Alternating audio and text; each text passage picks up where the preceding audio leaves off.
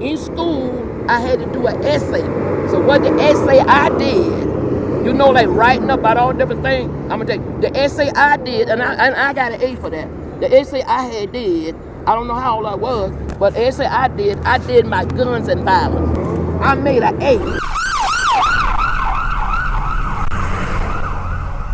Unlike most officers, I live in the community. Most cops don't live in Jersey City, which is one of the reasons a lot of those guys don't care about the kids or the people here.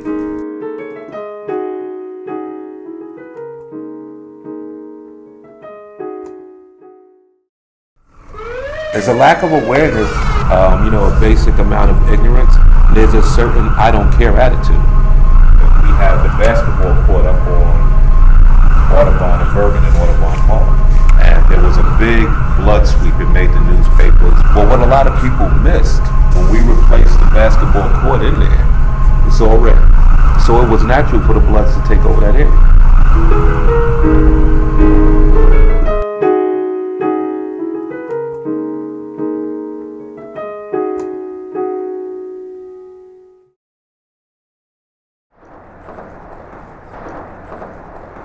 I have two different opinions on graffiti.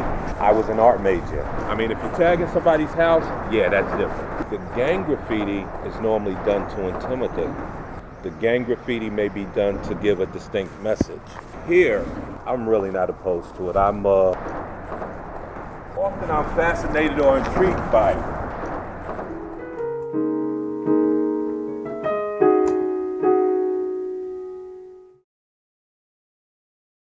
The idle mind is the devil's workshop. Just keep kids busy and focused.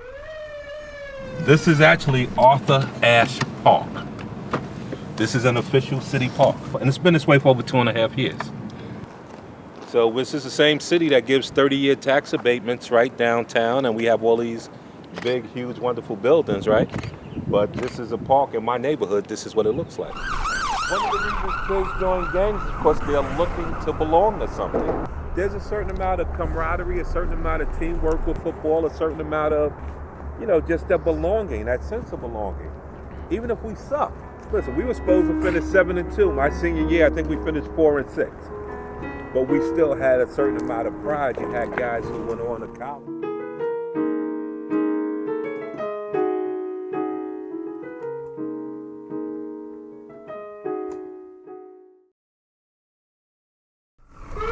If I label you a gang member, you go into a system. You go into a computer system. So if you're a gang member and you get convicted of any crime, you don't qualify for financial aid for college. If you live in public housing due to the one-strike violation, your entire family can get kicked out. A lot of the people, particularly in law enforcement, that label people gang members have no gang training. So you have people in positions of authority putting official labels on people, and they have no knowledge about what they're doing.